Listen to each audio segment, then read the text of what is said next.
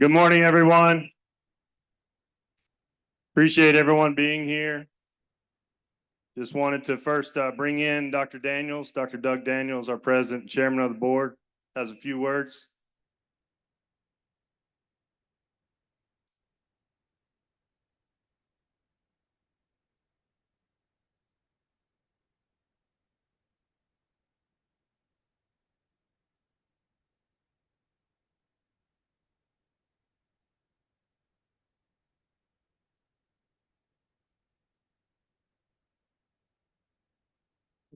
Thanks very much.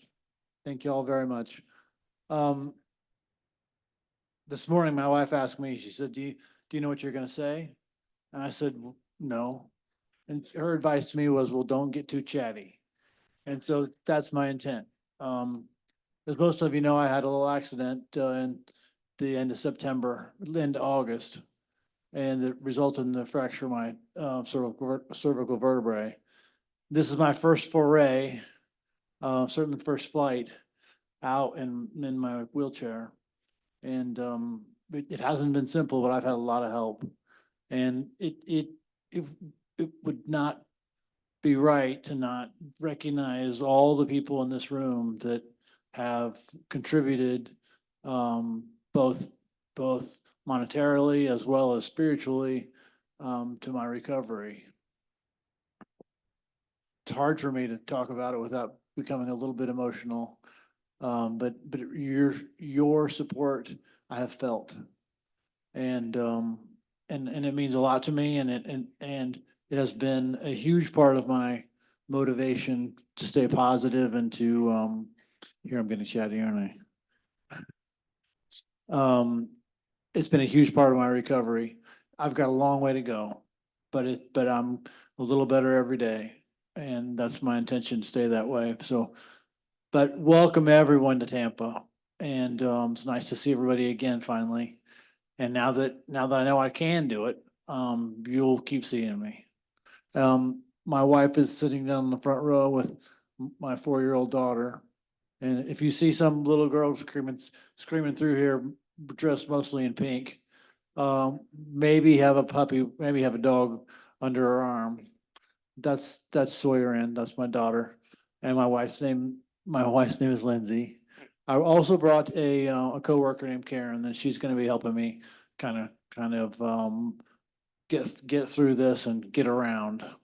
And I'll try and say thank you and hello to everyone in the room individually. I probably won't get to everyone, but thank you for coming and welcome to our 2025 annual conference in Tampa.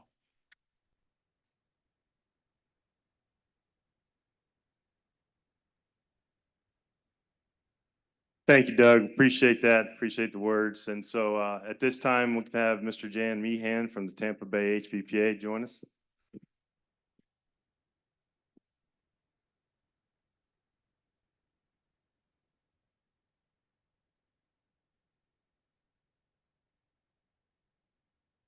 Well, first thing I'd like to say is welcome, everybody, and thanks for coming.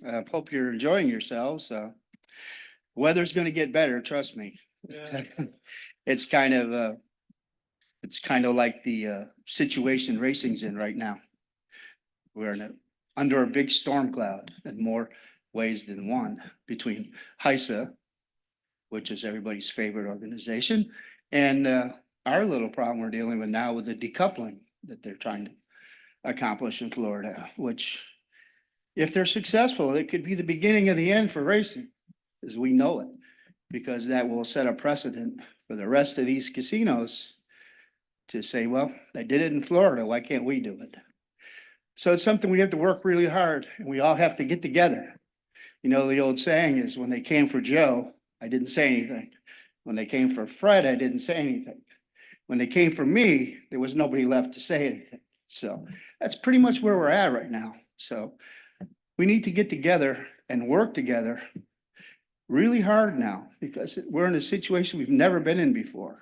And racing is in a perilous position. And we want it to continue. We're going to have to work hard to make sure it does. So enough of the politics. Hope you guys are, like I said, enjoying yourselves, and we're glad you're all here. It's good to see all the horsemen and women here.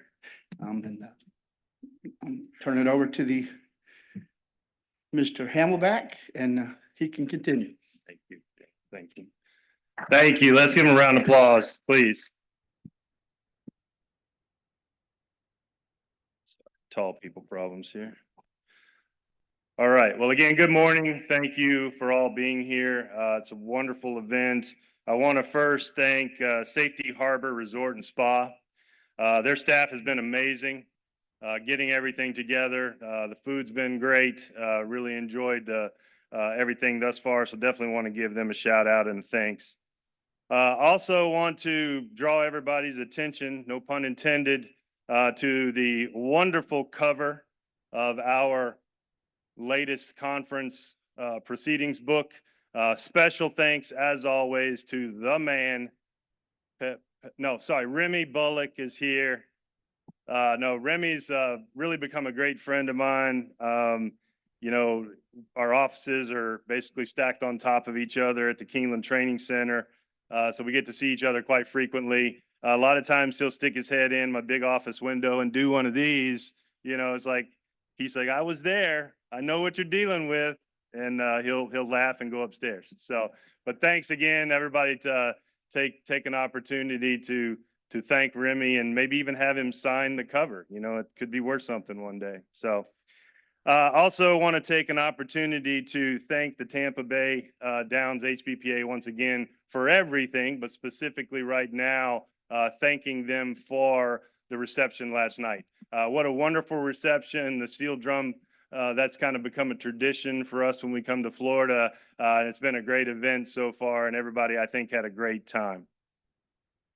So at this time, I want to take a moment, probably never able to thank conference sponsors and our corporate sponsors enough, but wanted to take just a moment to highlight first our corporate sponsors, because without them, not only could we not put on a conference, it would be a struggle to put out our Horseman's Journal. So definitely Sterling Thompson Equine, Kevin Lavin, the famous Dr. Gary Lavin's father, son. He's been a tremendous sponsor for the National HBPA and our owner trainer liability insurance for years. So very much appreciative for all of their help. SIS and Michelle Fisher, once again, a corporate sponsor for us, always just being supportive. Michelle and I have now become friends over the years. One of the first people that spoke at our panels talking about sports wagering and, you know, how we've come since 2016 when I first brought that as a panel. It's pretty amazing. My good friend Will Ville here with Horseman's Labor Solutions. Will will be on a panel in a little bit, but Will has always been an advocate for the horsemen, and not just the horsemen that are on the backside that do this work every day. And we know from a labor force situation, we need the efforts of people like Will and attorneys like Will to get these visas in place. So he's got some hats back there. If you get an opportunity to grab one, please do, and certainly wear it with pride. One of our newest corporate sponsors, Jeff DeAnglis, is here with Horsery, the AI stall monitoring system. It's pretty innovative, guys, and I'm going to be very happy to have him present on Wednesday to talk about what we're doing in a couple of jurisdictions now, including Oaklawn, putting some of these cameras in place. It is I'm going to say, a necessity going forward for horsemen, and you'll understand why. As always, the team at DRF helps us out with mainly sponsoring and certainly advertising our Claiming Crown, which will be this year again at Churchill Downs. Also, the Horseman's Tack and Equipment, Mr. Randy Block has been a good supporter of ours for years. And then one of our longest sponsors, Dr. Blanchard with Finish Line Stables or Finish Line Products. He also had a table out here yesterday. A lot of the products have already been snagged, but pick up some of the pamphlets from him. His services and his products have been very instrumental for horsemen across the country. Also, Twin Spires. Twin Spires came on as a corporate sponsor last year and have really helped us in a benefit way, especially with the Claiming Crown. Obviously, advertising in the Horseman's Journal is important, but what they did for us and the combination with FanDuel for the Claiming Crown this past year was amazing. So very, very happy for them. Longtime friend and supporter, HRRN with Mike Penna, and then also definitely Steve Anderson with, Equine Equipment. He's changed his name, so I still get a little tripped up there. But Steve's been a longtime horseman that many of you know, and certainly his products are helped and benefit those horsemen out there. And last but certainly not least, our sponsor, Crims. Crims PGSI and Gunnar LaCour is here. Will also be speaking to us later on and give, again, his benefit, his services, I think could be necessary for every affiliate that we have. So thank you to my corporate sponsors. So up next, just to thank publicly our conference sponsors. Again, without the monetary benefit from the corporate and conference sponsors, which includes many, if not all, the HBPA affiliates, Elite Turf Club, Ohio HBPA, Arkansas HBPA, certainly the Washington HBPA, Amwager, the team there with Nelson Clemens is amazing. Equibase, glad to have Kyle here with us. We appreciate that extremely. RGS, I don't know if Terry's made it here yet, but longtime sponsor with RGS. Embrace the Race, always a good sponsor for us. Pennsylvania, Indiana, and Minnesota. HBPAs have all been a conference sponsor, as well as the Thoroughbred Racing Association of Oklahoma. We also have the Kentucky HBPA and our friends at the Iowa Thoroughbred Breeders and Owners Association, as well as TOBA, the Thoroughbred Owners and Breeders Association based in Lexington. We also have the Arizona HBPA, Tampa Bay Downs. Obviously, HBPA has helped us tremendously. Our friends at Kentucky Downs, including Jenny Reese, who helps us with a lot of our media. Iowa HBPA, Alabama HBPA, and the Nebraska HBPA as well. In addition to this year, a new sponsor, and please visit Osteogen. Dr. Ferguson is here. Would love for everyone to stop and talk about his new product. It is HISA compliant. So if you have an opportunity to talk to him out in our registration area, please do so. The New England HBPA, as well as our friends at the Racetrack Television Network and the Virginia HBPA.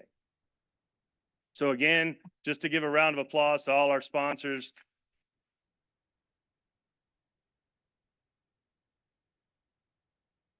I know it takes some time to go through all of that, but at the core, that's what it's about, trying to put this together. And obviously, everyone knows without the funding, I can't bring speakers in. We can't have good, nice meals. We can't have a great reception. We can't have transportation to the races. So all of that is extremely appreciated. But please don't forget why the National HBPA does this.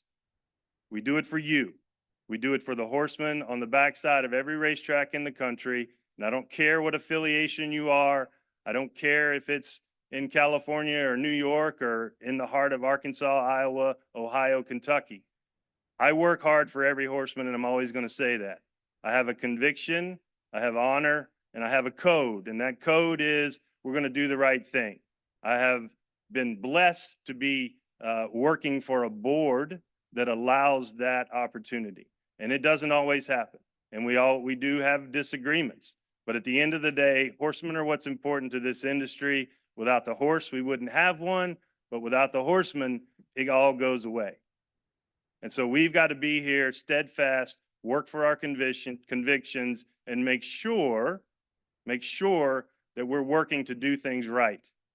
And we're not going to allow regulations to override horsemanship. So that's why we're here. I've always had a theme of trying to educate folks as best I could.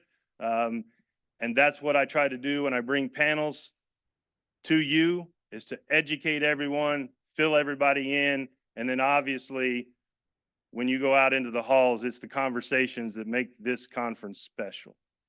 It's the interaction that you have with each other that bring everybody together, that has us here. I'm proud to say that our full board meeting, which we'll have on Thursday, If all goes as planned right now, I will only have one affiliate that will not be present out of our 28, including Canada. So to me, that's very impressive, and most of them will be in the room. So much so that I've got to expand the tables.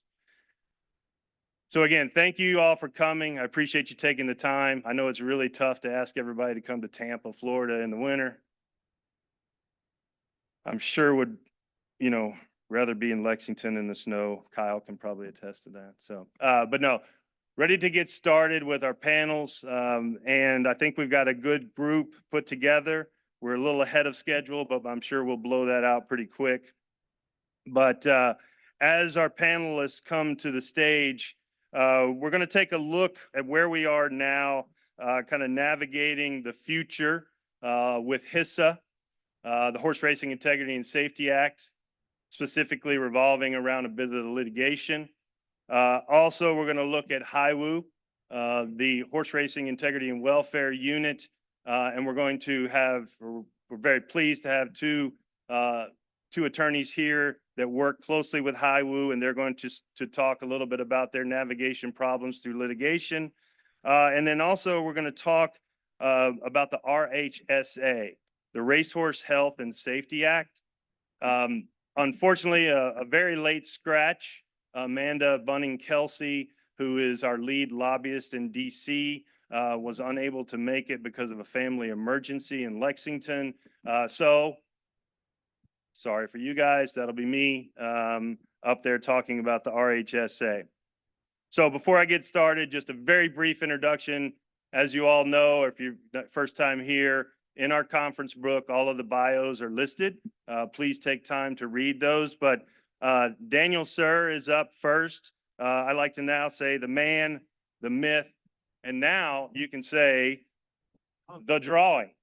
So if you're not aware, maybe since the very first HBPA poster, we actually have Daniel drawn here, maybe a little premature standing in front of the Supreme Court. But at the end of the day, we're happy that they're reading a racing forum and everybody's got concerns. So yeah, get Daniel to sign your book as well.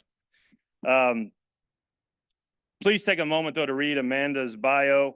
She has been a tremendous help to us, not only with our efforts revolving around the Horse Racing Integrity and Safety Act, but also very important to me, our work in the immigration space. We've had a bill dropped with Representative Gonzalez working around that.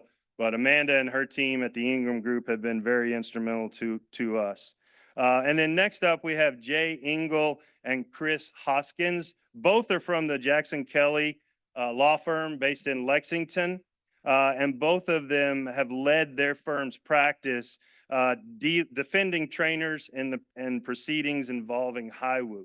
So their expertise, I believe, is very important for us in this time. So I'm going to turn it over to Daniel, and we'll get started, and I'll have a seat. Well, good morning, everyone. I texted a picture of the cover to my wife last night, and she was like, "Are you the bald one or the one on the other side?"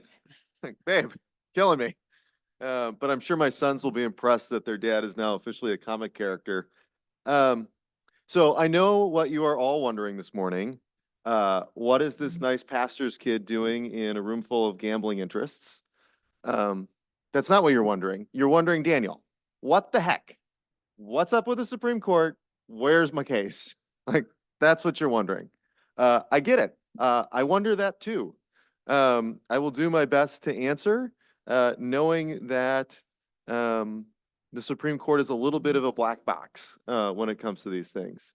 They explain their decisions at the end in very long 40-page opinions, but they don't explain their decisions until then.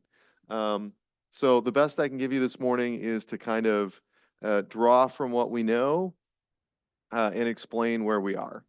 And I think the very short answer, to use an analogy that you guys can probably relate to, is that we have fallen into second place in the pipeline of the court's cases. So here's what I mean by that.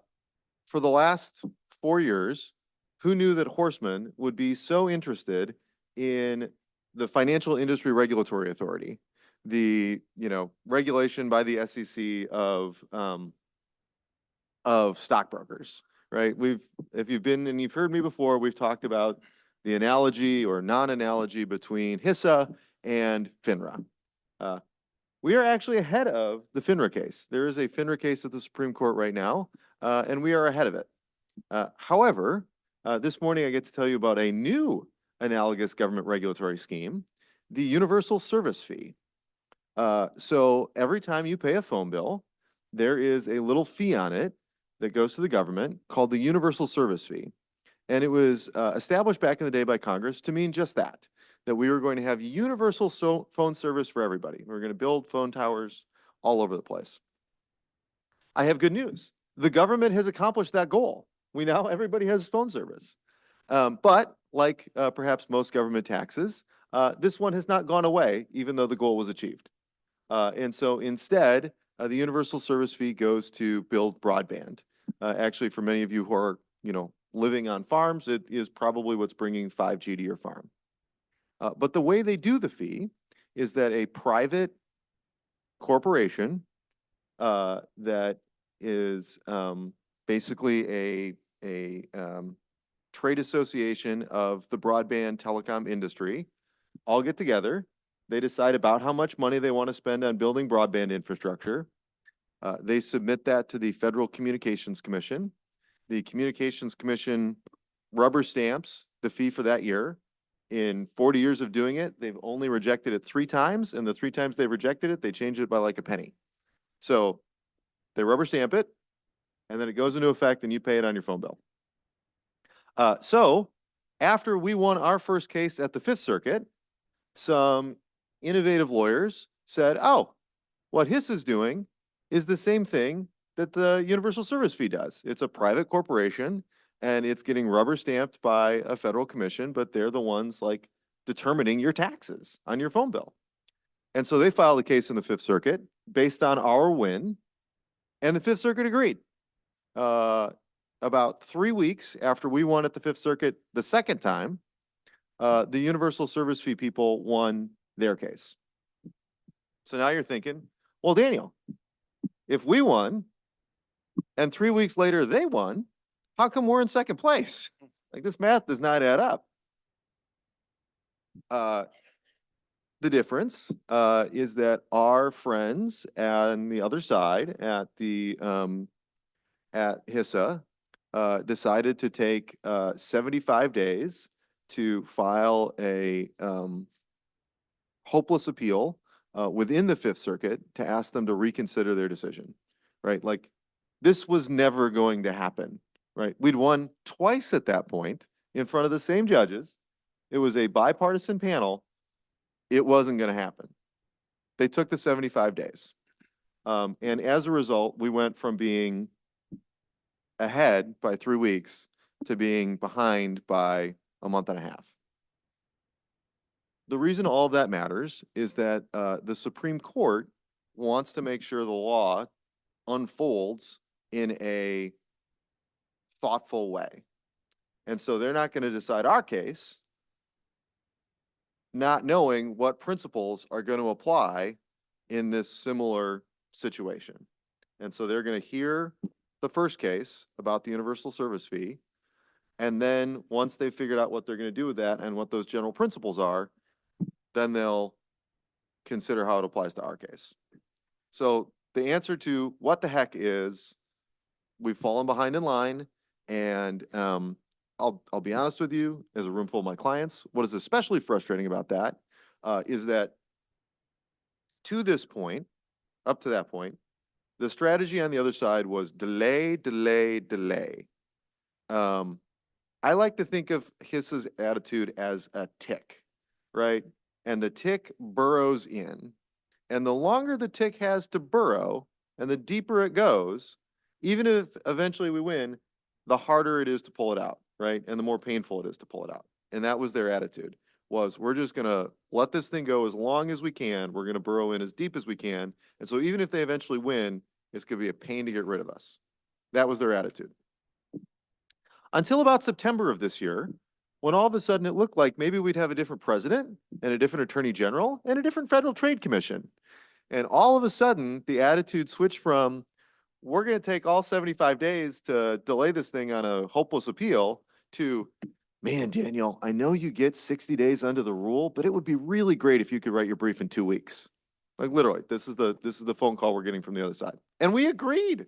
We did our briefs on a super accelerated schedule to try to get back in first place in line. We didn't pull it off, even though we moved as fast as we could. We're still in second place. So very practically, what's next? The Supreme Court will hear oral argument on March 27th in the universal service fee case. And so I think we will get, hopefully, some indication of where the justices are at based on the questions they asked. I will tell you the universal service fee case, the private non-delegation doctrine, which is the thing we care about, is kind of taking a back seat to a separate issue in that case about the public non-delegation doctrine, which is to say, when can Congress give power to agencies? So I'm not expecting a lot of questions. I don't want to get your hopes up that like there's going to be all this news reporting from, Jan Crawford talking about the private non-delegation doctrine. We'll probably get a couple questions, but it won't be a lot. After that oral argument in March, they may decide they know what they're doing, and so then they may move on our case. They may wait until June 30th, which is the end of the term, and that's the date by which all the opinions have to come out. So it could be we get an opinion in the universal service fee case, mid to late June, and after that comes out, then they move on our case.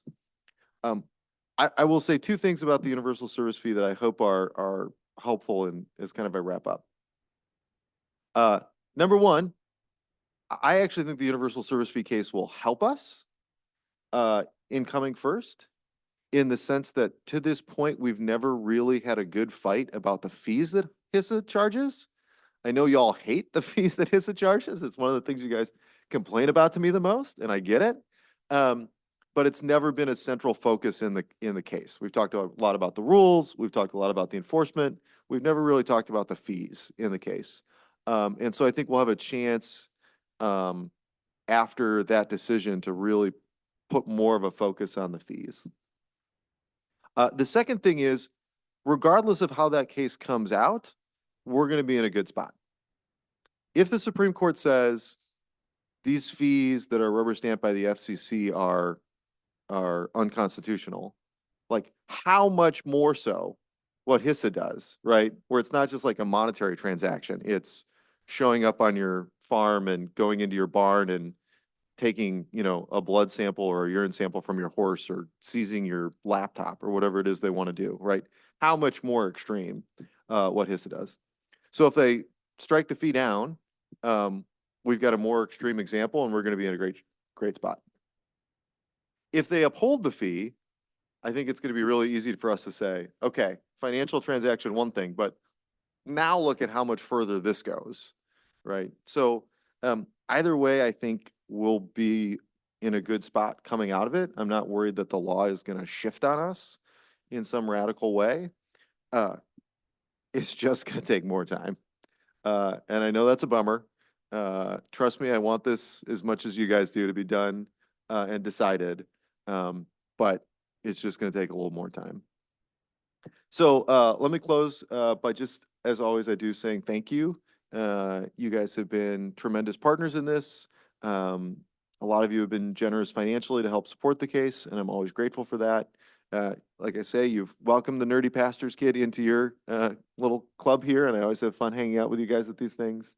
So I'm deeply grateful, and we are going to win. It's just going to take a little bit longer.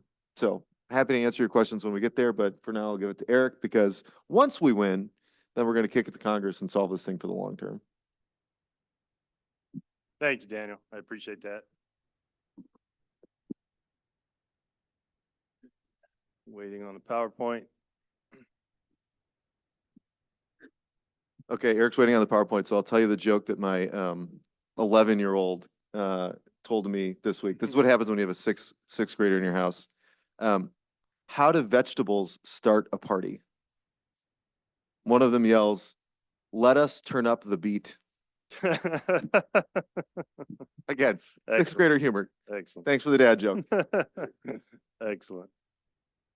All right. Well, thank you, Daniel. Again, you know, for me, hearing a lot of these conversations from Daniel and with Peter, I get frustrated. It's been a frustrating process, obviously, for a lot of us. You know, our life it's a win-lose, right? It's at the wire. It's over.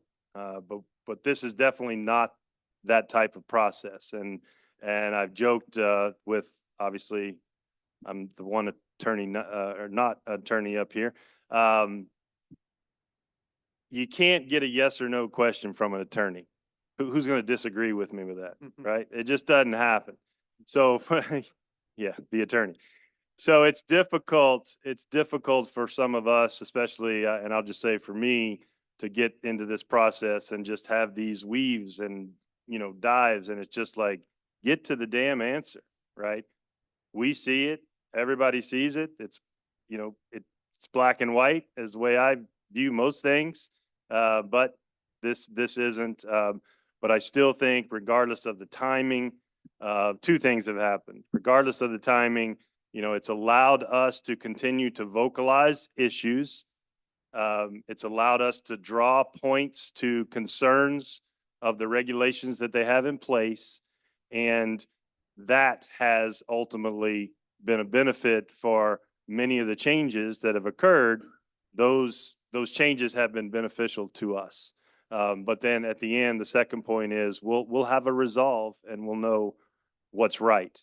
But we have to stay at the table, continue to kind of fight to be at the table. It's getting a lot easier. I think many of you know some of the newest members to the Horsemen's Advisory Group that HISA has put together. We have 2 additional HBPA members. Todd Mostaller with Pennsylvania HBPA and Justin Ravak have now joined from Minnesota HBPA, have now joined that group. And again, the Horsemen's Advisory Group, I would still say, wouldn't be a thing if we hadn't pushed in the beginning. We've continually said there should have been one to begin with, to have people with skin in the game and boots on the ground to help shape the regulations, and we weren't. So now we're just kind of backing into it, but that is a positive. So what else is out there? You know, at this point, the Racehorse Health and Safety Act is something that a lot of us put a lot of time and effort in, and I say us, certainly looping in the Ingram Group, who I would probably say spent the most time working with a representative in Texas that didn't end up sponsoring the bill. Lance Gooden and his legislative staff really were the basis for the beginning of the Racehorse Health and Safety Act. And then a lot of industry participants, including myself, the USTA, Ed Martin is in the room. While the ARCI doesn't have a position, he certainly has the interest of the ARCI at heart and we want to make sure the commissions are involved. We've even involved the American Quarter Horse Association because we know that their input is important. While they have not ever championed the bill, they have helped in putting it together. So again, essentially, we all believe, for the most part, minus some changes, we've had some ineffective regulation under HISA. And then we have a big issue with a lot of the regulations not being based around science, veterinary science, and peer-reviewed research. And obviously, we know it's way too expensive for the industry. That's coming to fruition. And again, we still believe it's unconstitutional. And now we have federal courts saying it is as well. So what is the RHSA, the Racehorse Health and Safety Act? It is a compact, something that I've said frequently, something we should have had done maybe before HISA was around, a national compact that allows states to join into the compact The compact itself, the Racehorse Health and Safety Act, sets up two committees.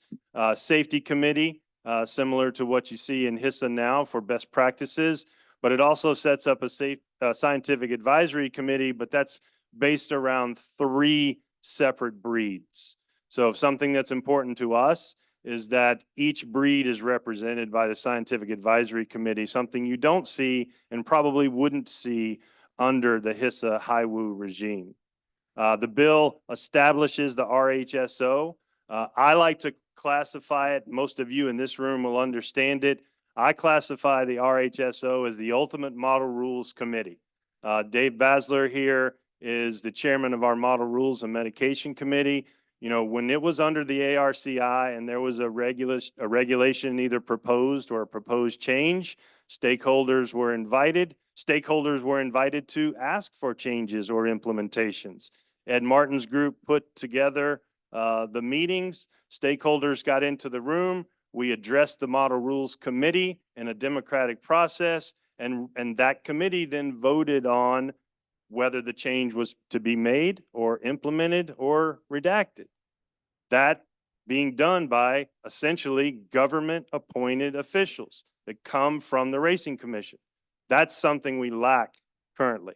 Everybody can understand that now what we have under the authority and all of the committees, they are just appointed. There's no government appointment, and honestly, there isn't a way to remove them unless the authority removes them.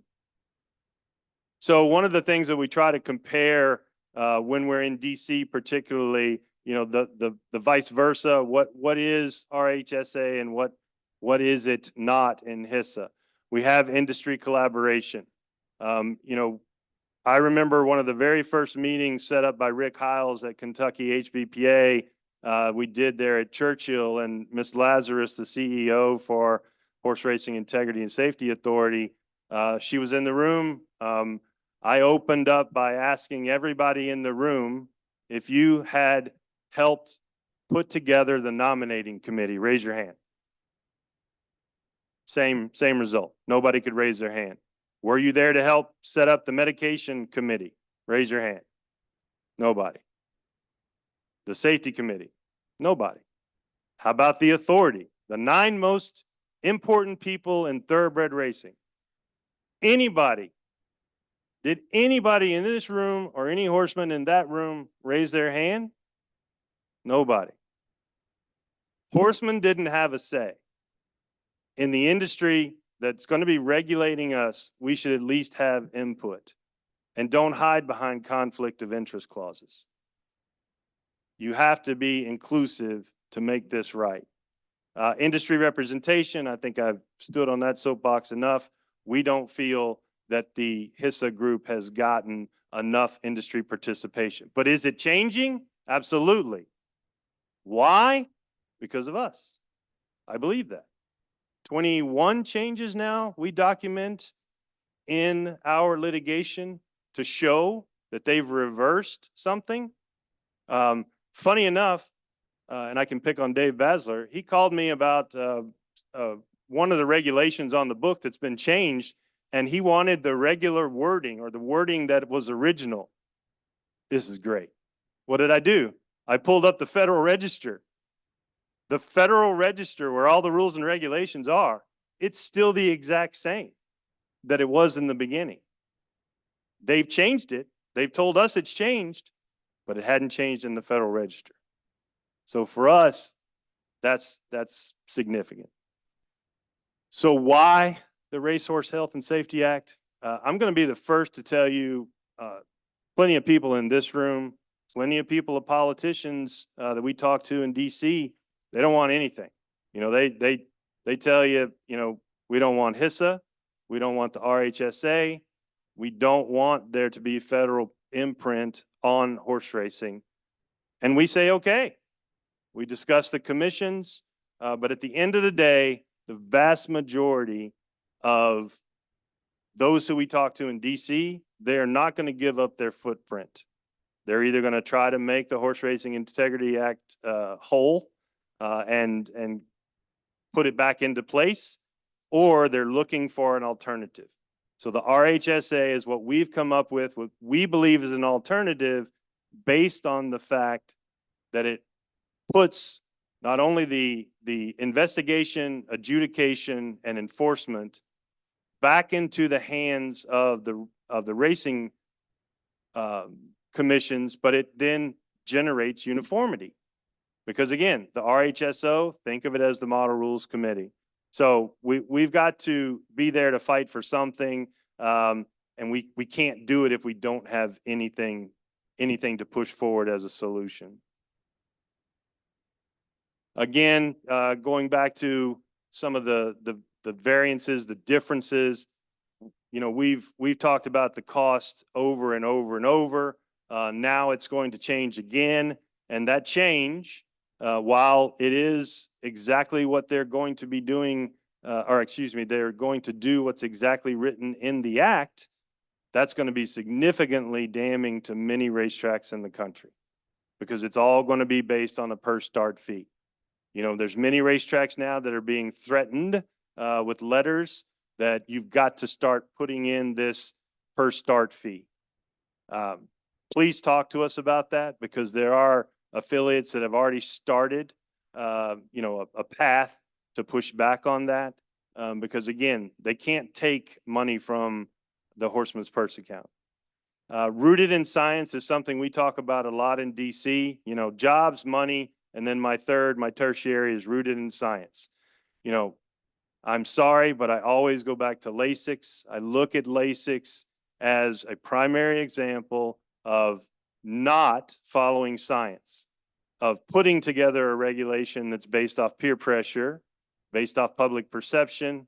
And, you know, I quote Remy frequently, if LASIX was a pill in horses like it is in a human, we wouldn't be having this conversation. Remy nailed it. Why? Because what do you see when Ray Pollock puts some crap on his blog? You see a needle going into a horse's neck, and that bothers people, right?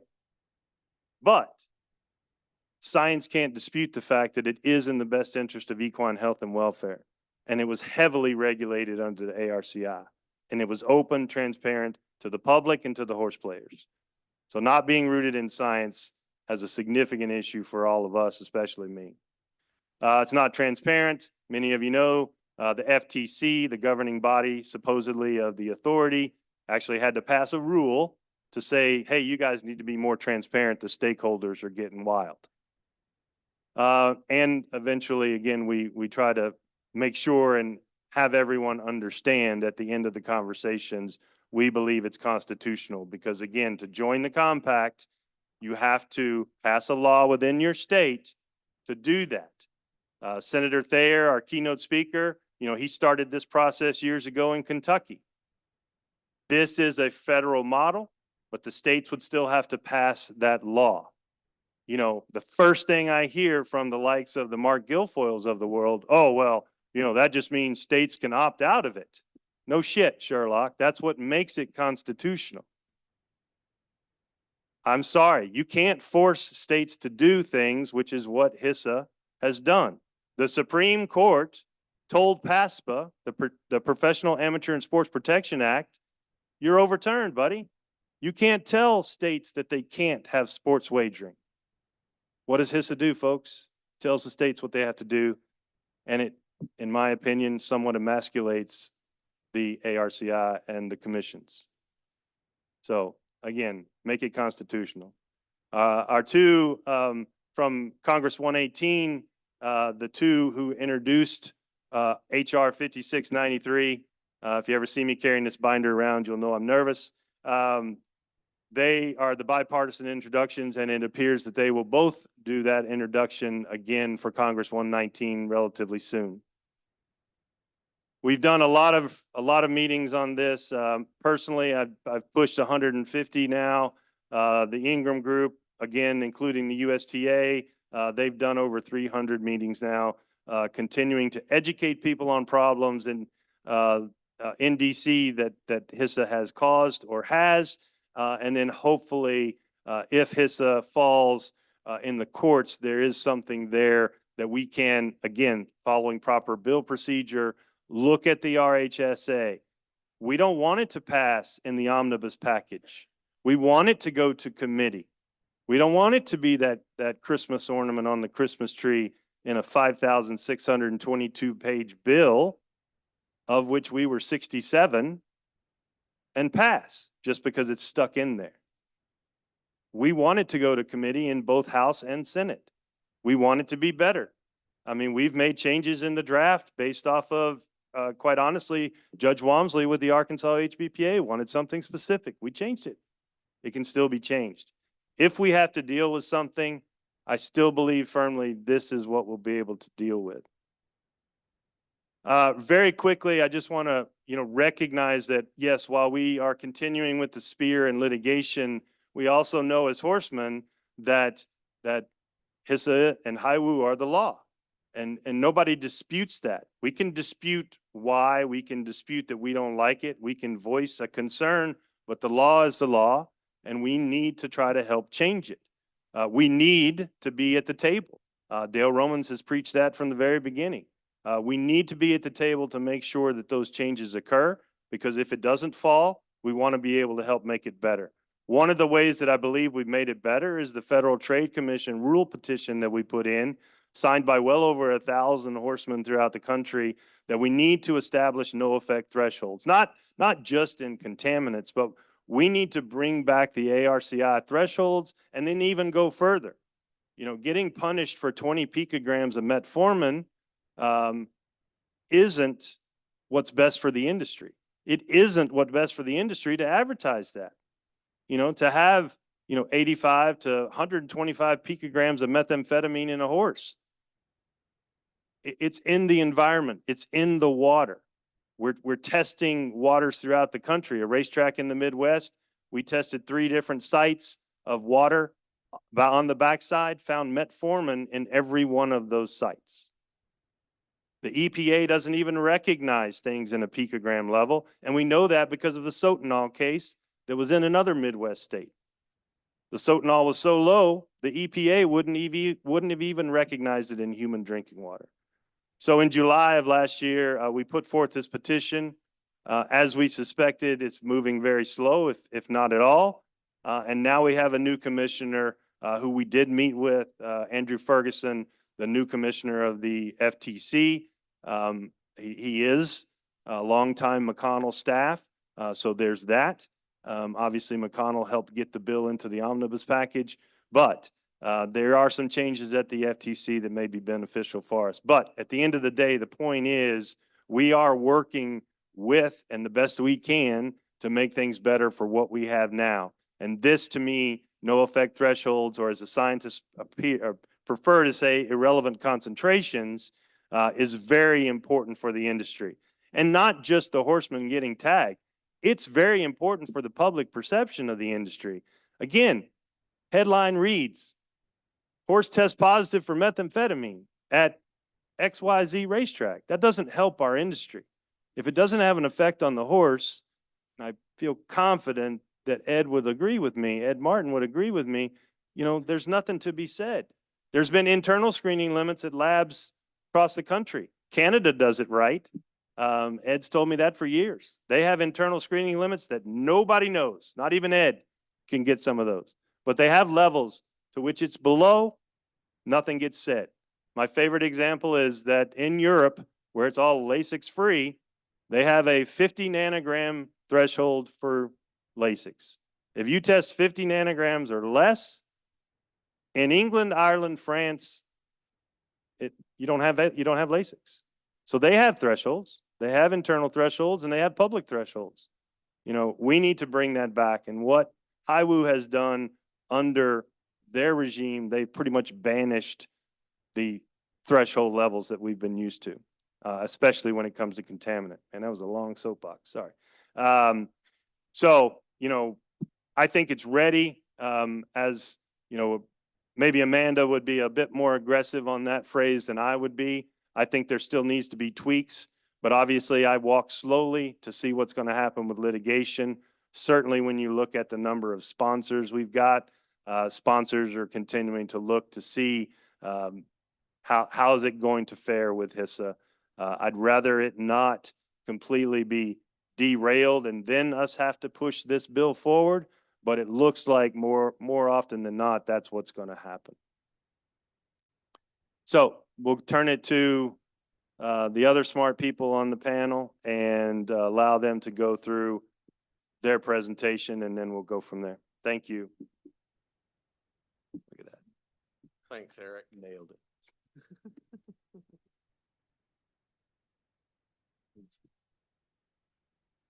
Thanks, Eric. You're welcome. And while they're loading up our presentation, first I got to defend the honor of attorneys a little. Eric said we can't answer a question, yes or no. Just last night, Eric said, "Hey, Jay, can an attorney ever answer yes or no?"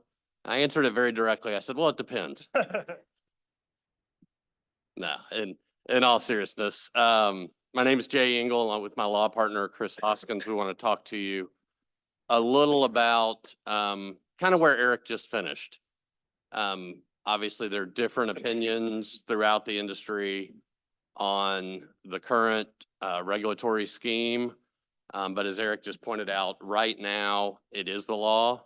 It may not be the law in the future. It may be the law in the future. But while it's here, we do need to navigate it. And that's what we want to talk to you a little bit about today. So first, a little bit of background on Chris and me. We are both, as mentioned in the introduction, equine attorneys.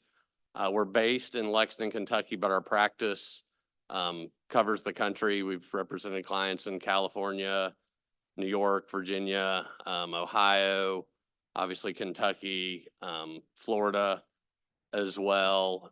Covers just about all aspects. We represent owners, breeders, horsemen's organizations, including some in Florida with some very interesting issues right now, sales companies, but also trainers and horsemen. And in the last couple of years have been involved with different cases going through the HIWU process under the anti-doping medication control protocols. We started looking at those when they first came out, wanted to educate ourselves so we could educate our clients. And then probably a year and a half ago, when HISA or HISA first instituted the pro bono program, they asked if we'd serve on that pro bono panel, which we have. And just to educate, in some of the early cases, it was pretty apparent that the smaller trainers or trainers without adequate resources weren't being able to properly defend themselves. Because right or wrong, paying a lawyer to defend yourself through one of these processes is not cheap. And so a program was developed for pro bono attorneys where we are not paid at all. And there are several other law firms that are top-notch law firms defending trainers historically or defending human athletes in anti-doping cases that have volunteered their services. And so if one of your horsemen qualifies for this program, and we'll talk about that a little later, you're going to get top-notch representation. Don't think of it as you get what you pay for, it's free. I think the attorneys at HIWU would quickly tell you none of us that are taking on these cases are rolling over. We're fighting just as hard as the ones we get paid in. But through that process, every time a new opinion comes out, Chris and I read it, see what can we learn for our current cases, also what can we learn for the future. And as you'll see today, there's some very distinct trends that we're recognizing, both to help you and your horsemen protect yourselves on the front end, but also how to navigate the system once you get into it, if you are, unfortunately. So what we're going to cover today is I'll give just a little refresher on the HISA or HISA process and the difference between that organization and HIWU. Chris is going to give some trends we've seen over the last year in enforcement, what's being tested, what the positives are, give an update on a few of the rule changes. Then we'll go through some of the practical pointers on if there is a charge against one of your horsemen. And then mainly what I want to finish with is helping you all as horsemen's organizations, give you all some tools on how you can help your horsemen, and maybe finish with a little dialogue on how we can do that better. What we're not going to comment on, Chris or I, is the legality or constitutionality of HISA. And I often joke that we were bilingual. We can say HISA or HISA. We don't have an official position, and we've got clients on both sides. So we leave that to Daniel and his team and Eric and his advocacy. But what we are going to talk about is what the law is currently and how to navigate it. So first, whenever the regulatory scheme is talked about, kind of everything gets lumped under HISA, which is not exactly accurate. There are two organizations you need to think of and talk about in the process. One is HISA, which I think of kind of like the legislative body. They're the ones that make the rules, make the policies, draft the rules. Then there's HIWU, which is the Horse Racing Integrity and Welfare Unit. That's the enforcement investigation arm. They're the ones that'll show up at the barn to do a barn search. They're the ones that are testing horses. They're the ones that are prosecuting the banned substances or controlled medication policies. They are actually in a separate independent company founded by a company called Drug Free Sport International, which has its history in human anti-doping cases. So a lot of the times when you're talking about, they're being unfair in what they're seeking, or they're not treating people correctly in the process, that's going to be HIWU, which is really important because they are a little different and their personalities are a little different. Yeah. So, HIWU, think of HIWU as the prosecutor in your typical legal case. They're the ones that are going to gather the evidence, assert the charges. If it goes to a hearing, present the evidence against your horseman. They have their own set of in-house counsel who work for them full time. They also have outside counsel who will help them with cases. Our experience has been most of those outside counsel are very, very versed in the human anti-doping schemes that HISA was based on, not as educated in the world of horse racing. They just don't have as much of the background, which sometimes leads to difficult conversations just on the practicalities. Chris and I have represented horsemen and horse racing entities for 20 plus years. We understand the practicality side. Not all of the outside counsel for HIWU really have that depth of knowledge on what some of the terminology means, how things really happen. The defendant in a HIWU case is essentially the trainer or the covered person. When you get a positive test, you'll get a letter from HIWU telling you the charges and starting the process. That covered person then really has three options. They can proceed pro se, basically representing himself or herself, trying to navigate the process. They can hire a private attorney like us or some other very good ones out there, or they can go through the pro bono program if they don't have the means to hire their own.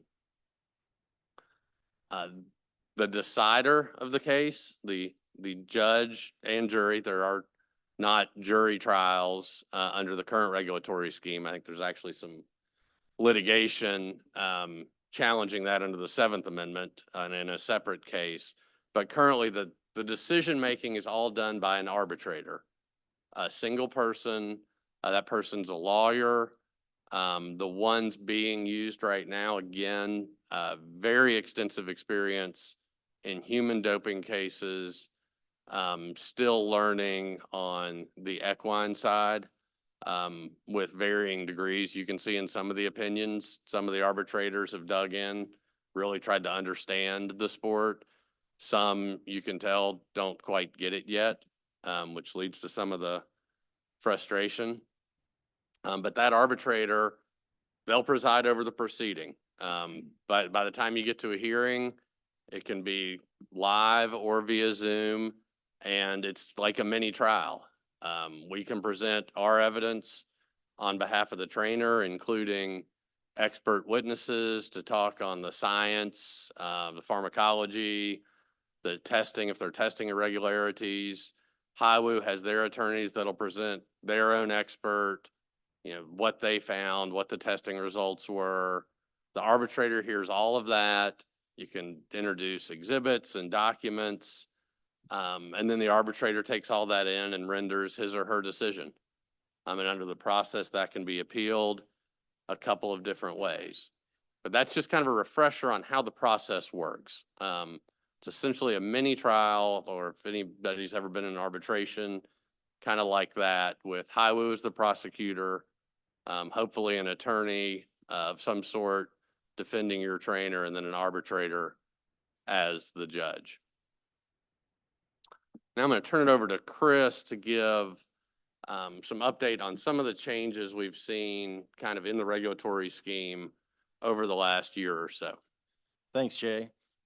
As Jay mentioned, there have been, this is evolving and there's trends and new rules we're seeing. So we wanted to update you on those. As you all know, that originally a provisional suspension was imposed prior to the final resolution of the case. So you would get notice. HIWU would say the horse, or you are provisionally suspended, and the covered horse is provisionally suspended.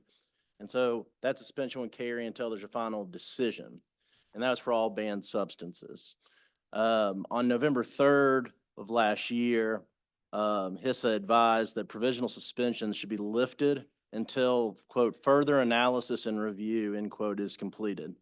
And so with that, though, that was kind of the general rule, and there are exceptions to the lift or the stay on provisional suspensions. The first two are objective of sorts. One is more than one of the covered person's horses test positive for the same banned substance. Two is it's a possession case. So the same banned substance the horse tests positive for, they find in the barn. Three is, quote, the alleged violation presents a substantial risk to the integrity of racing and/or welfare of horses. We just got this notice in November. It's not entirely clear what that means. Presumably, they would look at the type of violation, they look at the history of violation. It's just not that clear right now. One thing we did see, and it's possible that it's a one-off, we're not sure, is an instance where a person was given notice. They were not provisionally suspended. And in this instance, the Kentucky Horse Racing Commission stepped in and they actually suspended the trainer per regulation. Now, again, that could be a one-off. That depends on what the state law provides. The regulation in Kentucky has a litany of reasons for suspending a license, and one of them is a catch-all for best interests. So that did occur recently.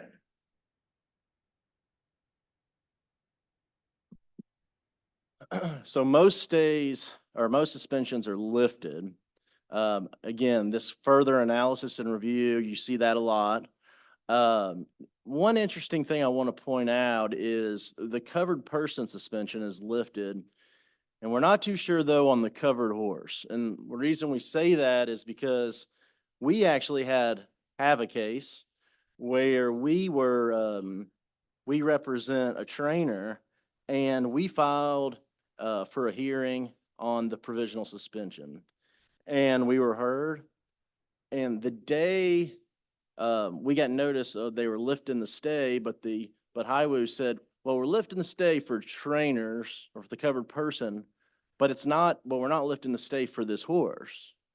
And we took issue with that. I'll be darned, the hearing officer for that for the provisional suspension hearing was ready to issue an opinion. And he pretty much said, well, I'll moot that issue. The person is not suspended and the horse isn't suspended. And, it's Dr. Leone who's assigned all of the, provisional suspension hearing. And in his opinion, he said, quote, a 14-month suspension for a 4-year gelding is most severe. And he held that, quote, a suspension of a horse serves no deterrent purposes and if unduly long, endangers the welfare of the horse. So that was a good decision for us. It remains to be seen if it's going to be HIWU, the practice of HISA or HIWU, to continue trying to suspend the horse. We don't believe they should, based on Dr. Leone's opinion. In fact, the gentleman who we represent in this case, the 4-year-old gelding went out and won the next race out after the suspension was lifted on the horse. So it means something to the trainer. It's not, as Dr. Leone says, it's not good for the horse. And it'll be interesting to see if that issue arises in the future. So for now, most of the suspensions are lifted, but the proceeding itself continues. Okay. So testing trends, there's 3 types of testing. There's blood, there's urine, there's hair. HIWU chooses at their discretion the testing method. HIWU typically relies on one sample type, and they call it a single matrix. And you'll see here, this is a chart that I prepared that shows kind of the number of positives. There's more blood than urine positives, although we've had at least 1, maybe 2, where they relied on urine, and at least 1 where we actually, they agreed to do a hair sample and a segmental hair sample, and that came back negative. So that one's pending.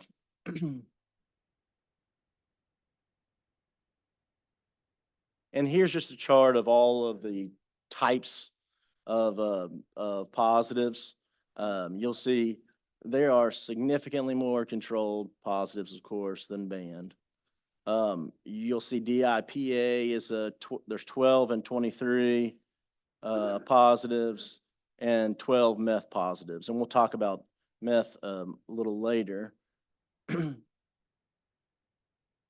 And you may not be able to see this, but this is for Q1, Q2 of 24. Again, you see clenbuterol is probably the highest of all positives for banned substances.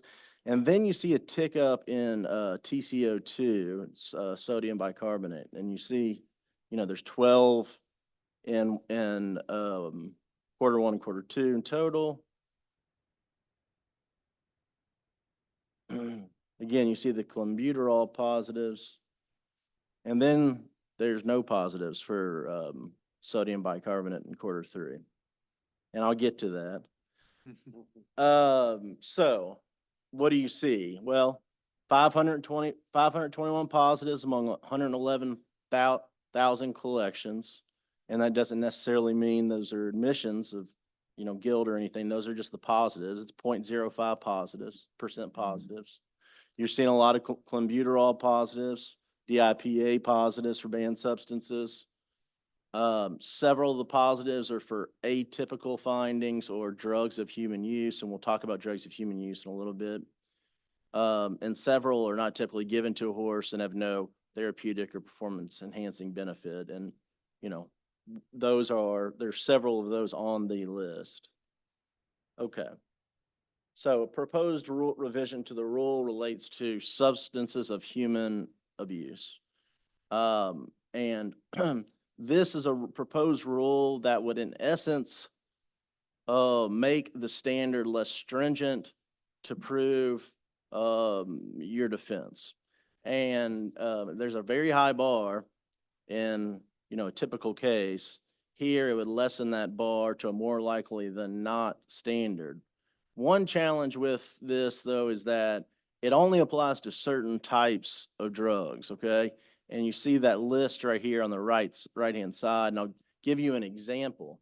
It may not necessarily apply to what I'll call the chemical cousins of some of these drugs. One would be, for instance, we had a case where there was a horse, maybe two, that tested positive for dextromethamphetamine. And that is ADHD drug, okay? And it's an amphetamine, but it's not necessarily methamphetamine.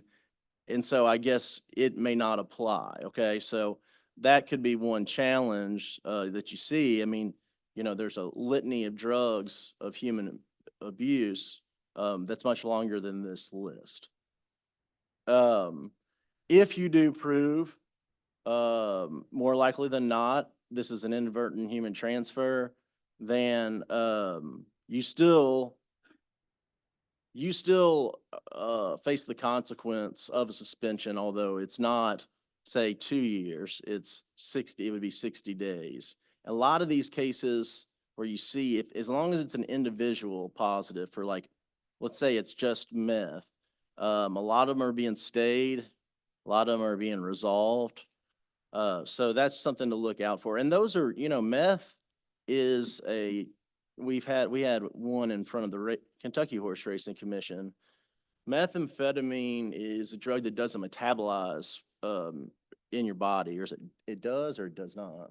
It does. Okay.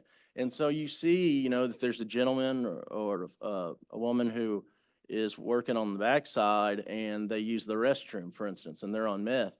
Well, that if a horse gets in the straw, then, there can be an inadvertent transfer. And that's why you see those high number of meth positives. Well, and I think Dr. Tobin probably can remember this. There was a study, it was probably 10 or 15 years ago from up in the Midwest where there was a trainer that had a host of meth positives. It was like 6 or 8 and couldn't figure out why. And by the time they traced it down, it turned out like the horse trailer he had bought used.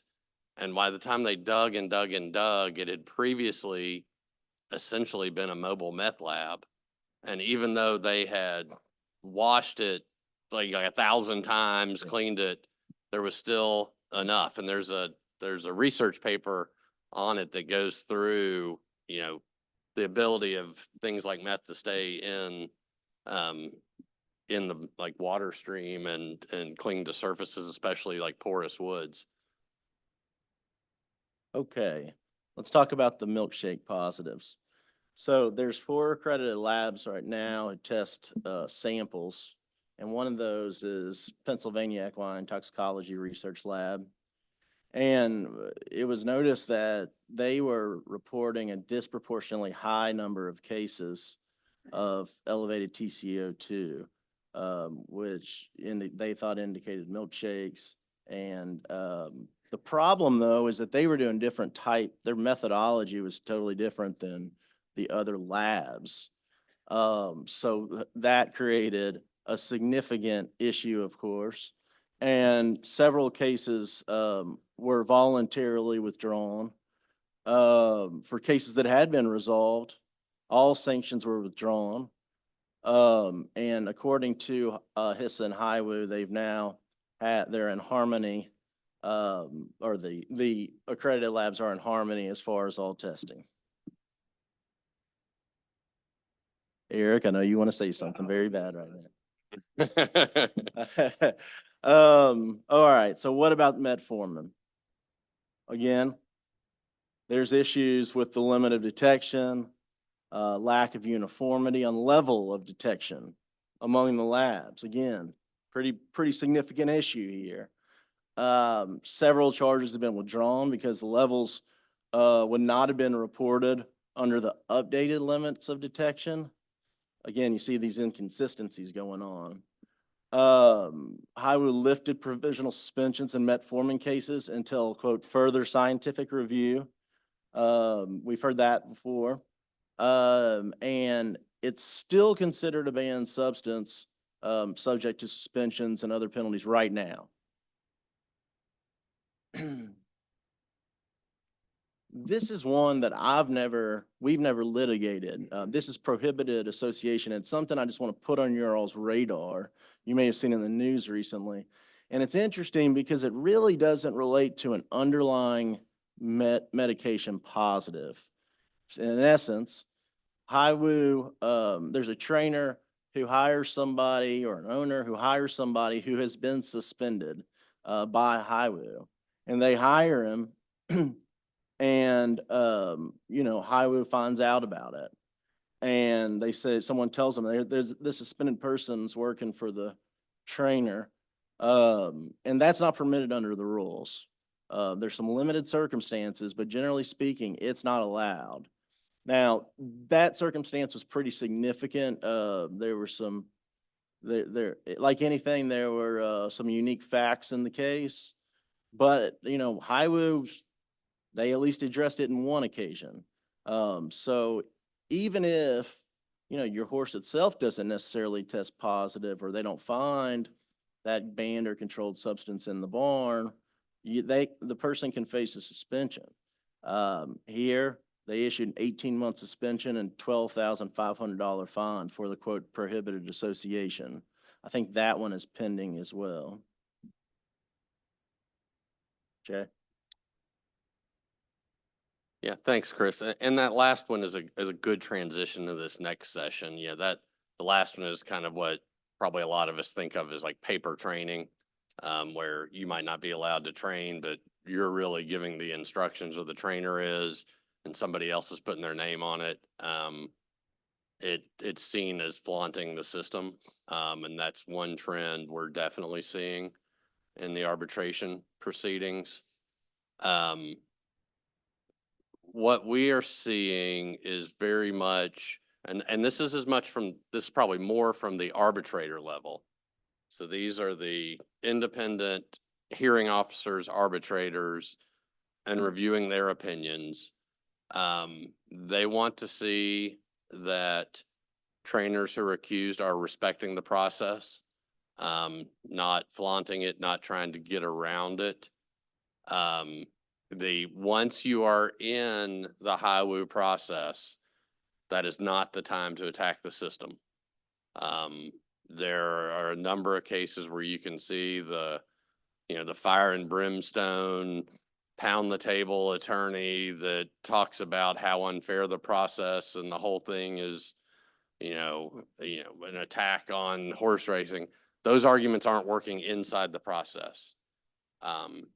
If you want to challenge the system, challenge the constitutionality, keep that over here with Daniel and with Eric's advocacy. But once you're in the system, arbitrators are not responding well at all to that. They want to see that even if you disagree with the rules, you're trying to play by them. And it's happened, I think, in almost every case we've had. Even at the provisional suspension level, the arbitrator will ask the horseman, okay, what did you do to educate yourself? What did you do to learn about the rules? What did you do to try to follow the rules? And that resonates with the arbitrators. HIWU is the prosecutor. They're obviously the ones trying to get an adverse result against you, but you still need to work with them. At the same time, you need to push them. They are very rigid on how they approach things. It is pulling teeth to get documents out of them, some that I would think should be pretty simple. And I'm not talking out of school because I've said this to their general counsel before. There's some things we can fight over. There's some basic things that are fair to everybody. Just let us have the documents, and then we can have a argument over what they mean. But it's been challenging. So you need an effective advocate to make sure the trainers getting the information they need to defend themselves. The types of things to do, what's effective with the arbitrators is having your horsemen show that they're trying to play by the rules. The best example that we use a lot is Phil Schoenthal up in Maryland, I think. You know, it was actually meth, I think 2 positives at Laurel Park. He went through and showed everything he had done to try to protect himself, to try to protect his horses. He had read the guidances, read the rules. He'd had training for all his staff. He was able to document. We get it. Horsemen aren't great at documentation. Most of Dale, Romans and I were joking earlier about how well horsemen read emails. It's probably an if rather than a whether. But with Mr. Schoenthal's, he was actually saying, well, no, I definitely had training for my people because we did it at lunchtime and I bought pizza for them all. And they were able to show, yeah, look, it was this day. We bought pizza for everybody. We trained all the horse people. We told them what the rules were around the barn, no urinating in stalls, no caffeinated beverages, wash hands between medications. And he was able to document that he had put these policies in place. He had done training, and that was particularly effective in getting his suspension reduced dramatically. Like Chris said, with the substance of human abuse, there's still going to be a suspension, kind of much like the old absolute insurer rule. The position is, the trainer has control of the horse. There's going to be some penalty, but if you can show you did all these things, that can mitigate the punishment and bring it down to areas that are at least somewhat more reasonable. And I think his was time served because that was Yeah, because I think it was when the provisional suspensions were still in place. So by the time it was resolved, he did not have any additional suspension. What not to do, this goes back to what we're saying again, don't show disrespect for the process. Don't try to hide things. Don't, if you're a horseman, try to cover things up or lie, the paper training example. The arbitrators are good. They spot it if you're trying to pull a fast one. You're going to do much better, or your horseman's going to do much better in front of an arbitrator being honest. Sometimes that means acknowledging something that's not great, saying, yeah, I could have had that barn sign up earlier, but that's going to be a lot better than trying to talk your way out of it. The arbitrators pick up on someone that's trying to pull a fast one on them, and it usually ends up hurting you rather than helping you. So, you all, this audience is mostly, horsemen's organizations, some trainers in the room, but what can you all do to help your membership, to help the horsemen and horsewomen in your associations? That's what we want to finish with today.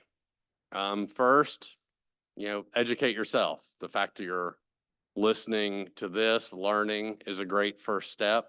When new bulletins come out, whether through the HBPA newsletter or your state level or through HISA or HIWU, when those new educational pieces come out, make sure to read them. And then take that information and get it to your members. Get it to your members in an effective way to communicate, which we'll talk about in a minute. And then find a way to have a resource for your horsemen and women, because this process is very foreign to them. I mean, heck, when it first started, it was pretty foreign to us, just because it's different than the state proceedings they're used to. So they're going to call you pretty quickly, or hopefully, if they get somebody showing up at their barn with an EAD notice, they're going to be scared. They're going to be panicked. They're going to be calling you all. They're going to be calling Eric. Make sure you know how to help them, whether it's getting them with the right resource, having somebody that knows the system that can help them, be ready, and then, find ways to assist your membership if they do end up, unfortunately, in the process. So educating yourselves and your horsemen. HISA and HIWU actually have some pretty good information. Both of them have some educational materials on their websites. You can see them here, the links. Some of them are very good, nice and short. Some are frankly a little cumbersome, certainly for your horsemen. I think there's a trainer's handbook that I think HISA put out. That when I first looked at it, it was 30 pages long. And my immediate reaction was there is no way in the world there's a trainer in America that's going to read this. I'm not sure there's an attorney who does this type of work that's going to read all 30 pages. But at the same time, you as the horsemen's organization, you can have it on hand because it does have good information on it. It's a good reference. I think when I was down at Gulfstream a couple months ago, I saw that handbook like in the golf cart. It was on hand for the horsemen's organization if they needed it as a reference point. But some of the smaller ones are pretty good, pretty simple, and communicate well. The HIWU website, this is a pretty good tool. If any of your horsemen are ever worried about a certain substance, or they're using a supplement and they want to read the label to make sure there's nothing prohibited or limited in there, the HIWU website has a search engine that you can search, and it'll tell you whether the substance is banned or a controlled medication. If it has thresholds or withdrawal times, it'll be in there. And the times I've played around with it, I was pleasantly surprised. It was pretty good at picking up either the technical names or the brand names or the more common names. You didn't have to have the exact, scientific name of the medication to look it up. You could look it up under the bottle name or things like that. But another good resource for you to have and for your horsemen and women to have. Then something we did last summer as a law firm, just as another way to give back to the industry, is we came up with kind of a toolkit. It's kind of our own version. It covers some of the same material as HISA and HIWU's, but in a slightly different format. One thing we heard was the 30-page handbook doesn't help us. We need short and sweet. We also need things that can be used. So if you go to our website, there's a barn sign that can be used. It can be printed out in PDF. I'll show you a couple examples in a minute. There's also some like a basic barn medication best practices policy. You can have your trainers print out and put in the barn. It also has links to most of the HIWU documents that are helpful education pieces, and a couple kind of best practices, 1 or 2 pagers, what to do if you do receive a notice of violation. It kind of gives you a quick cheat sheet. Number one, first and foremost rule is act quickly.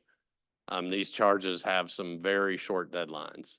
And so on these little best practice pages, as it says, you have 5 days to do this, 7 days to do that. Those are things like a written response or requesting a B sample. So there's a couple of those.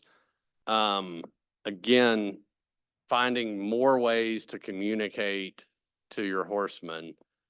We did a series of videos. Jesse Ullery, who I think most of you all know, Jesse, who's out at Phasig Tipton, helped us out. And Chris and I just went and shot. There's probably 9 or 10 little 1-minute blurbs just on things to do to help protect yourself, help protect your horses. And there's one longer one that's about 10 minutes. And these have been amazingly well received. like to the point that I don't believe the numbers that our marketing team, our business development team tells us on the number of clicks to our website and the number of views, although I have had fun telling my teenage daughter that I'm an influencer now. She doesn't believe me still. But it's just another way to get the information to your horsemen and women. And then this does two things. One, it gets the information to them. It helps, and first and foremost, like the policies and the barn signs, helps protect the horses. The first thing we want to do is make sure substances that shouldn't get to the horses aren't getting to the horses. So it has those protective measures. Then second, if you do get in the system, you're able to show to the arbitrator, hey, I put up this barn sign. Look, here's a picture of it. Hey, I've got these policies. I have this policy. Here's a copy of it in the tack room. And I can tell you when I put it up. I put it up September 12th, 2024, whatever. That type of information is great in defending yourselves. And then if you can go ahead and your horsemen show that they've been trained, and that might be something you all can do at the association level. Do some training for your trainers or even a larger section for their grooms that helps on the front end and on the back end. This is a picture of one of our signs. I think this is one Ron Moquette put up in his barn up at Saratoga. I think it was still a prototype at the time, but I showed it to him just to get his feedback. He said, "Send me the image. I'm going to FedEx and printing it right now," which he did. Another way I think you can help your members is don't rely on them to do this themselves. Horsemen are great at training horses, but that's full-time job. Managing a stable, managing everything. The paperwork is tough. Don't make it hard for them to educate themselves. Do just the opposite. Help them be compliant. This is an example, and I think there's a couple of them we brought with us. We just up in Kentucky, this is something we did with Eric and Alex Foley at the Kentucky HBPA. We just put together a little packet. We had, I don't know, like 40 or 50 of these signs, the barn signs printed up for trainers, along with the medication policy to put up in the tack room and a little 5x7 card, just real simple instructions.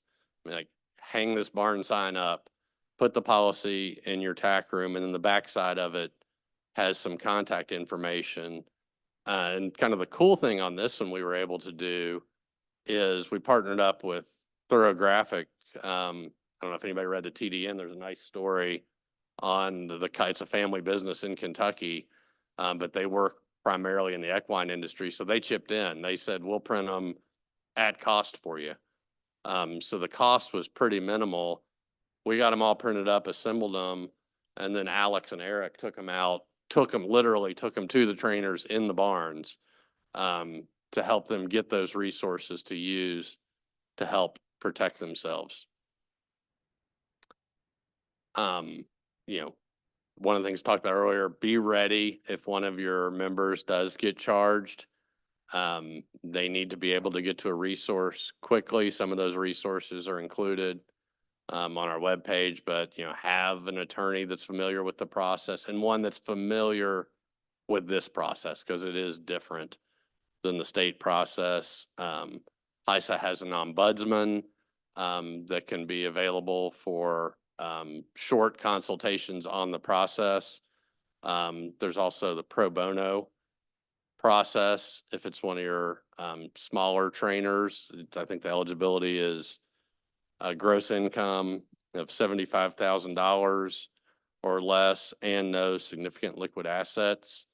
Then they can be eligible for an attorney to be appointed for them to navigate them through the process. I got to turn in some basic information. I can tell you it runs pretty smoothly. We've had, I think our last one we received, the person got to us within a couple days of being charged, which was great because we were able to make sure they requested the B sample And HISA actually does a nice job. They'll waive the fees for the B sample. So some of the financial barriers for your trainers that fit these criteria can be set aside to allow them to be defended. But familiarize yourself with that program and how to get your members into it if they qualify.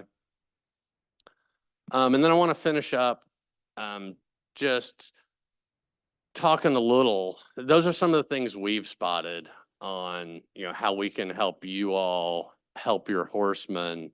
But we also want to listen. Chris and I will be around the rest of the day, because even like with the pro bono program being implemented, that filled one gap. There's another pretty big one that we're seeing, and that's in the controlled medications.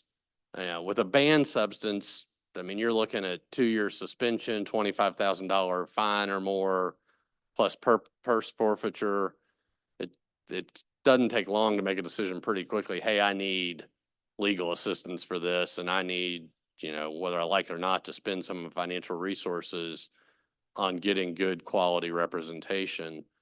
On the controlled medications, these are the ones that are the, $1,000 fine or $1,500, or some maybe up to, $3,000. I think, like an injection might be $3,000, or 3 days or 7 days. And what everybody figures out pretty quickly is, if I hire an attorney to fight this, I'm gonna spend more than $1,500 right away. So we see, and you all probably have some members that have basically made the decision on a cost benefit analysis of, it's only 3 days, it's only $1,500. I'm better off just acknowledging this, taking the penalty, rather than spending, $5 or $10 or $20,000 fighting it. Financially, that just doesn't make sense. So I'll just go ahead and take the penalty. And the points. And the points. Yeah.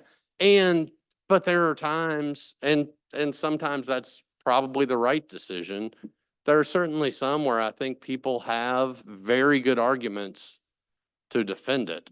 So something we started talking about with Eric a few months ago is there a way to provide those individuals, some kind of assistance at an organizational level?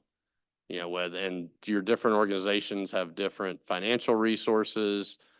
Could you have, an attorney, on retainer that can, help any of your members for a controlled medication charge? Maybe, I don't know if it'd be once per year, or only certain charges, or only as approved by the association, but something where you could give them that resource, where they're not coming out of pocket, or maybe they have to pay part of it to show they've got some skin in the game. But that's something we're trying to explore. Is there a way to do that, to get those resources, so people aren't just signing the document to get it done with, but at least knowing what they're signing, knowing they have the right to fight, and helping educate them on whether they should. The other thing, just, as we walk around today at breaks, help educate us on what you're hearing from your horsemen and women. Because that helps us be able to better, help you all, and we'll be glad to answer any questions you all have. But, our goal being here today is to help you all be able to help your horsemen and women. Hopefully we've given you a little information today, and be glad to connect with any of you the rest of the conference. So thank you. Thank you, guys.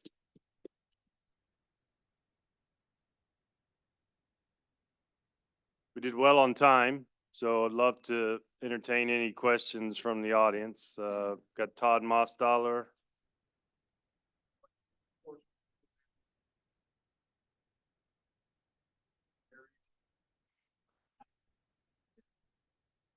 CO2 positive. For each CO2 positive, then I personally spoke to Ben Modi. Man, there's a problem. They've been doing this for 25 years. Problem. Don't know what it is. It's late case in the bank. There's going to be more. that based on my experience, is gonna be more to continue. Place it into abeyance, find out where the problem is. 3 months on that conversation, oh, we're gonna place it into abeyance. The problem is they continue to proceed. So I have 2 board members that spent over $20,000 combined to defend themselves. They did absolutely nothing wrong. I would just come back and say, oh, sorry, it was a problem at the lab. These guys are $20,000 to these guys, a lot of money. What recourse, if any, I mean, as an HBPA, can we, what recourse would we have to get reimbursement for these people that were harmed terribly and did absolutely nothing wrong? And the worst part about it, we had a conversation with the leadership and said, this is going to, there's going to be more. And it's, they just continue on. We've had 2 cases. There's another Pentagon early in HIWU. I don't even want to talk about that, but this one, we tried to tell them, placed into a phase, do the right thing, and $20,000 here, oh, sorry, our lab was a problem, no shit. I mean, it's just so frustrating to see horsemen impact like this when they have no fault, and now we have no recourse to go back, that I'm aware. How do we correct those injustices? Good question. And I've been asked this recently. I will say I do not know the answer off the top of my head. My gut tells me it's going to come down to a couple factors. One is going to be kind of a parallel, almost to the, criminal justice system, the wrongfully convicted. If there was any recourse, there'd have to be some heightened standard, not just where HIWU, the prosecutor, didn't win. They'd have to show some kind of bad faith or intent or something like that. The other kind of quirky, and I just have not looked at it, is what you have in a lot of situations like this is sovereign immunity concept, basically, that protects the government from being sued as long as it's carrying out its duties and within the scope of its governmental duties and doing it, But in they're a reasonable- private entity. Well, and that's why I say this is why it's quirky. Whether and how that applies here, I do not know and have not looked at. A good question for someone to look at. I know what HIWU's position will be. I mean, I've saw some of the letters on returning things. I don't know, Daniel, if you want Yeah, to so I comment. actually have looked at this. There's a footnote in one of their briefs.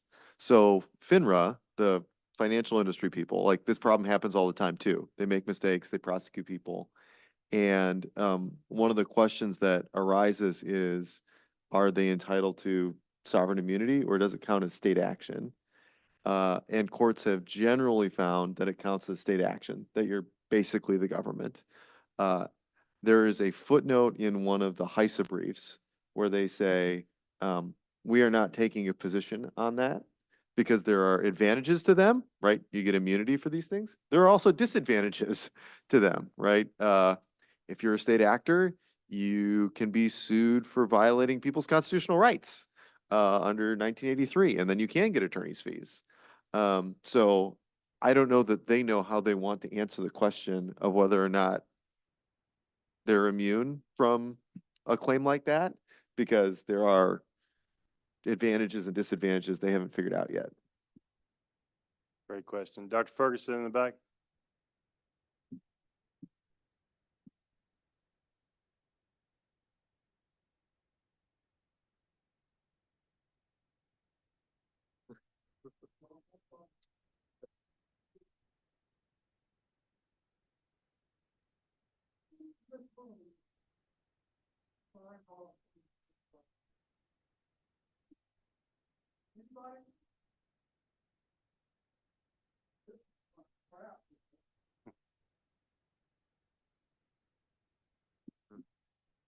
Understood, Doc, and thank you for that. But certainly that's been part of the problem.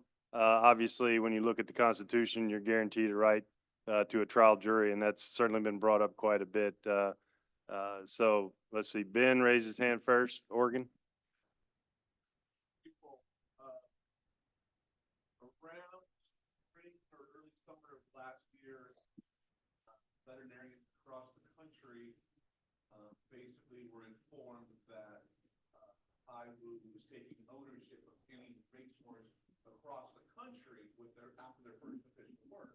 You and I spoke on this a couple of times, Eric. It concerns me twofold. One is I run a veterinary practice in Oregon. Oregon does have a lot of racing, but we're seeing a lot of horses, come up and down I-5 and break them when they go to other racing jurisdictions.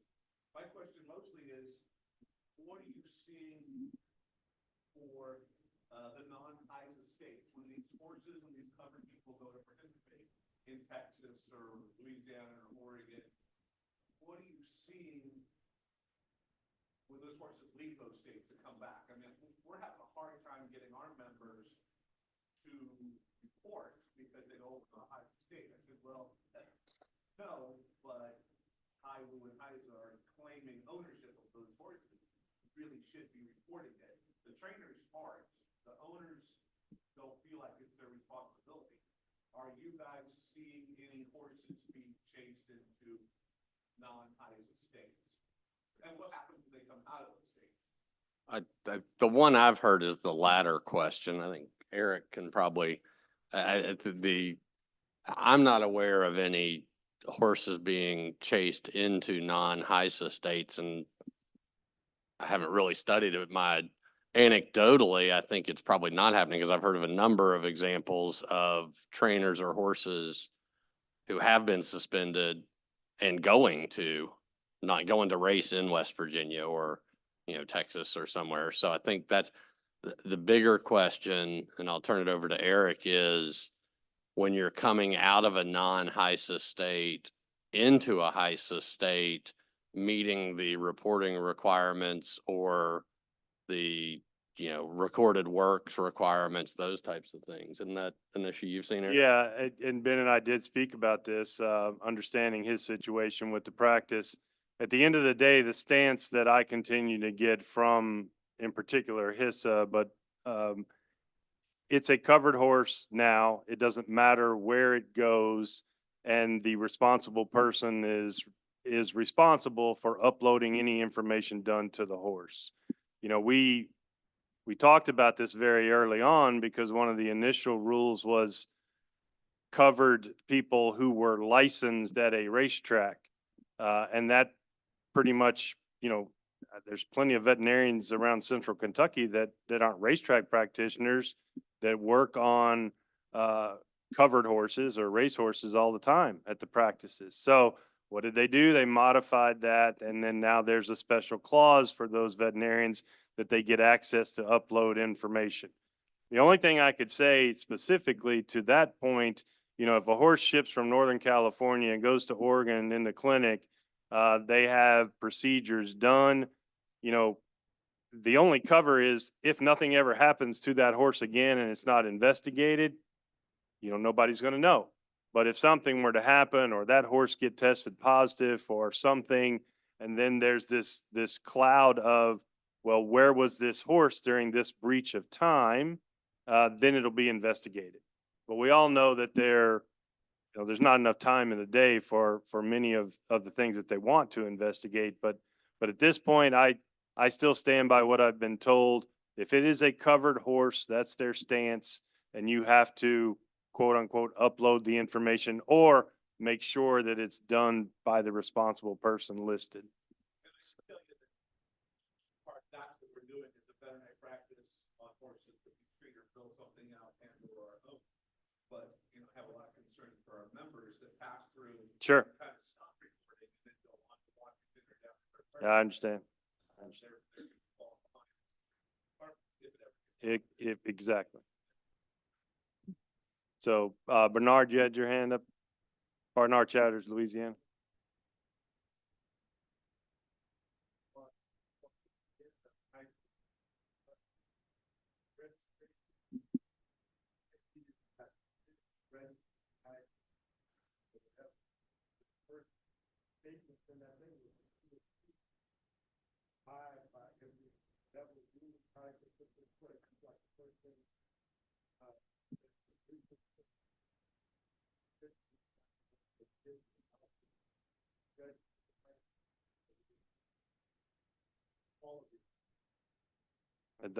That's always been our stance, yeah. Mike Campbell, last question? Yes, sir.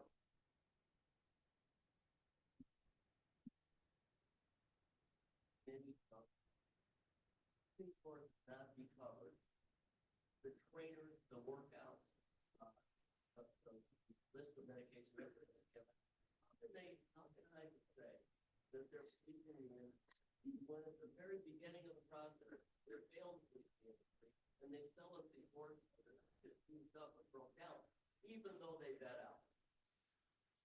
That's been a topic of discussion for quite a long time. And I would even say that Ed Martin has initiated that discussion, and I always use the framed term consumer protection. I always felt like that horses should be covered from a regulatory aspect from the minute they entered into a public auction. Now, that would include weanlings, and Dr. Mary Scalay got back in my face and said, we don't have enough time to do that, and it wasn't an urgency. I would say that, you know, we've had discussions with authority members and committee members that a published work is the definition. So in 2-year-old sales, they have published works. So why are they not regulated? Well, then they backtracked and crawfished and said, well, I mean at the racetrack. So, you know, there's been topics of discussion. I think they've been pushed to the point of where you see now discussions in particular with their CEO and sales companies and trying to mandate certain practices, but they can't mandate any practices. We know that they're not an authority of anything other than, you know, dropping the hammer. They can't make anybody do anything. So what they offer is, you know, returning the horse based off of positive tests that you request and you pay for. You know, we're seeing more and more of those practices, but put in play. But as far as them covering at that point, particularly 2-year-olds and 2-year-old sales, while it's been discussed, you know, again, we have 2 Horsemen's Advisory Committee members in the room right now, actually 3. Docs is back here now. So that's always been a topic of discussion for a few folks for sure. And it'll continue to be addressed. Hurry. That's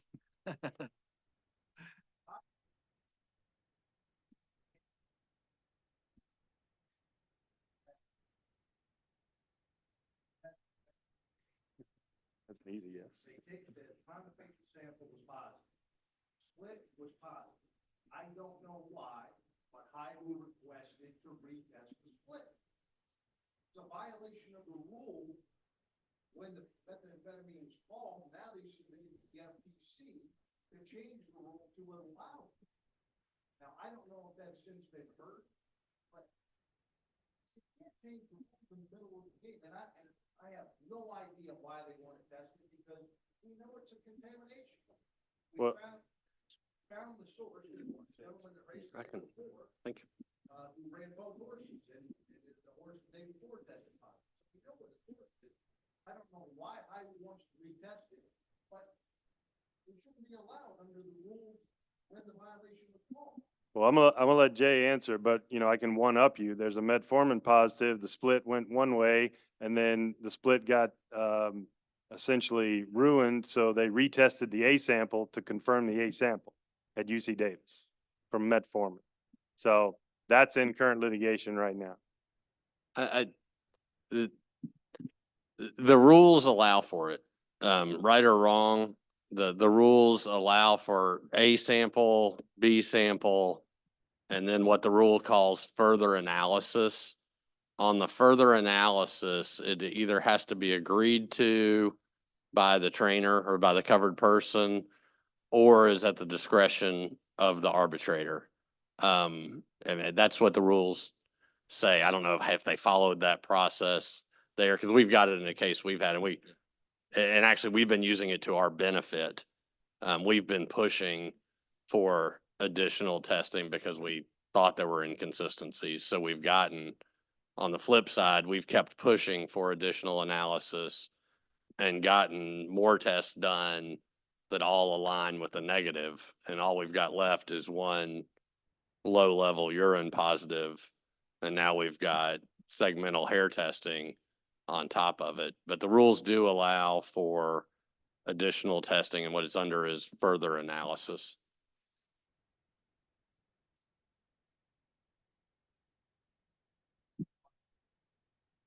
Yeah, and then in that case, it should go to the arbitrator, and then they can say why they think they need it. You can say why, and then it's up to the arbitrator, is the way the rules are written. That's a great panel, guys. Minus my participation, give everybody a hand.